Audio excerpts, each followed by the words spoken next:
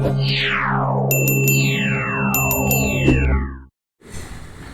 other eyes.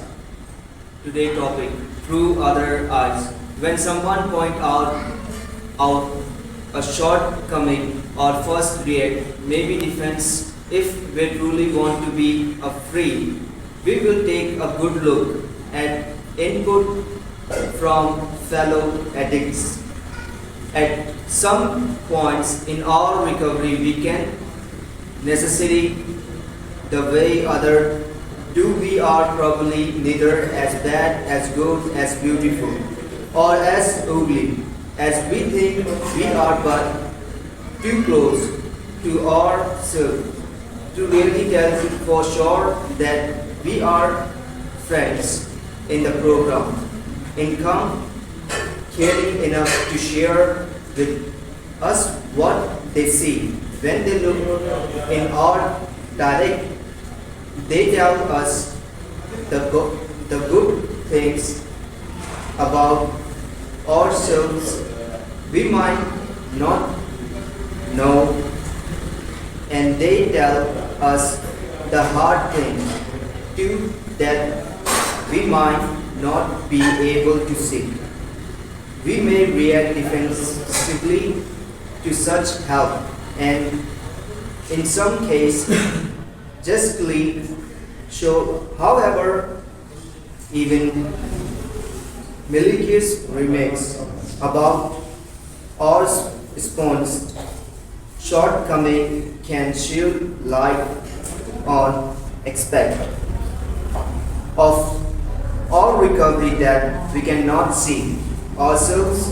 Whenever a useful insight come from, for whatever reason it is offered, we cannot afford to be discounted.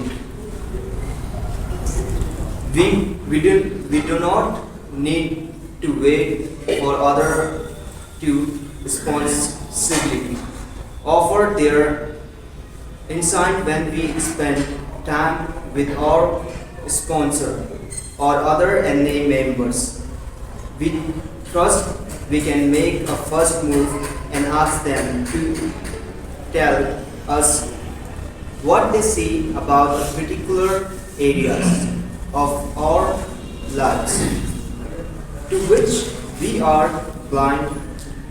We want a broader version of our life than just our own.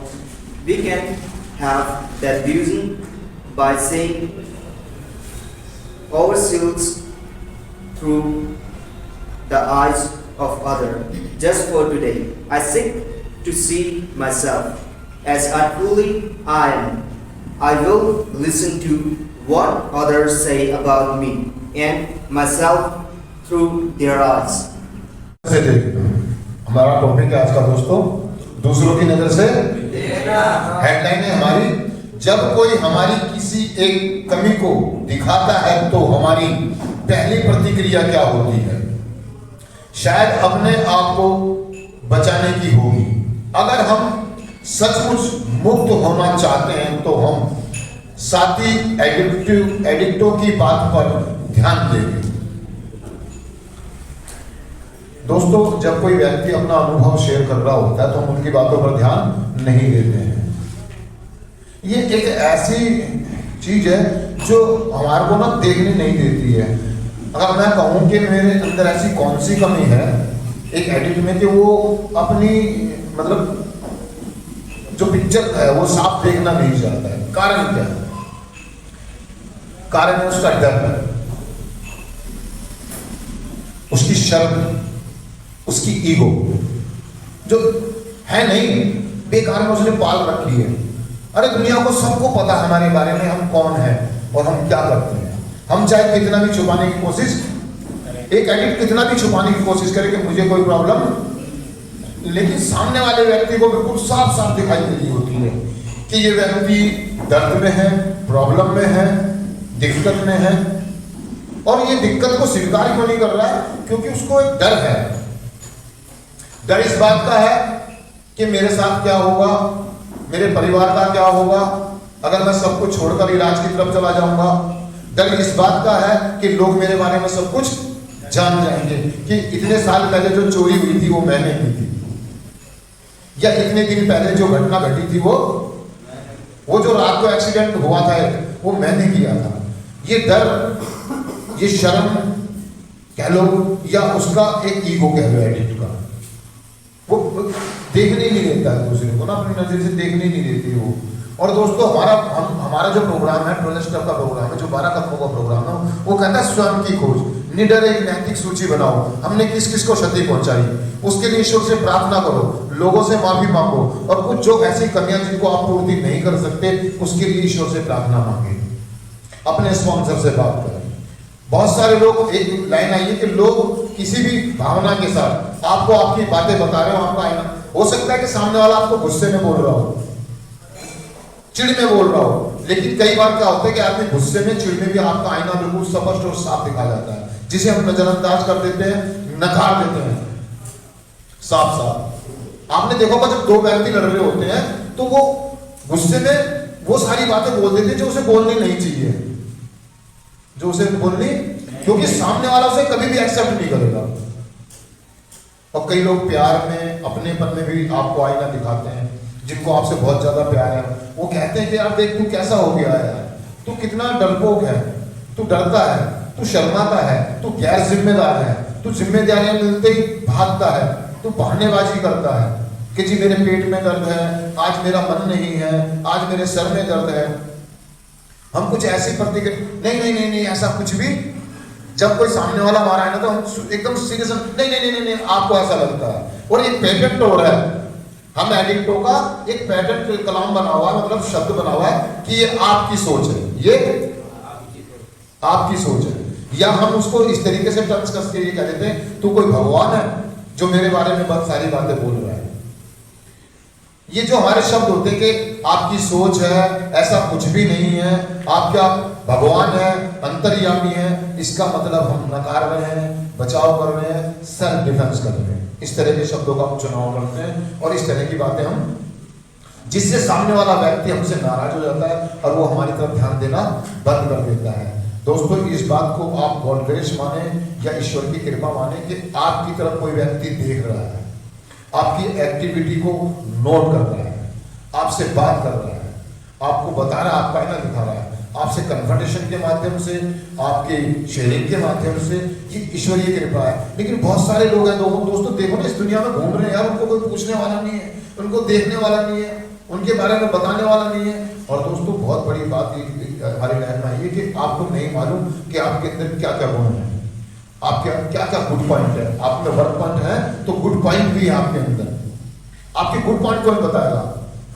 हम अपने good point और work point इसलिए नहीं देख पाते कि हम अंदर से बहुत आत्मज्ञानी होते हैं, हमारा संपर्क अपने आप से छूटा हुआ होता है नशे की वजह से, हमारी एडिक्शन की वजह से।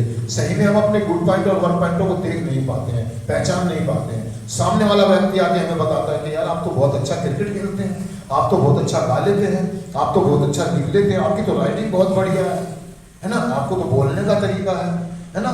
ऐसी कुछ चीजें जो हमारा सामने वाला व्यक्ति नोट कर रहा होता है, हम उससे जाकर पूछें कि भैया आप मेरे को बताओ, मेरे बारे में, मेरी खूबियों के बारे में बताओ और मेरी कमियों के बारे में बताओ। लेकिन हम ऐसा नहीं करते, हमें शर्म आती है, हमें झिझक होती है, हमारे अंदर ओपननेस की कमी होती है, खुलेपन की कमी होती है, यानी कि एक्सेप्टेंस की कमी।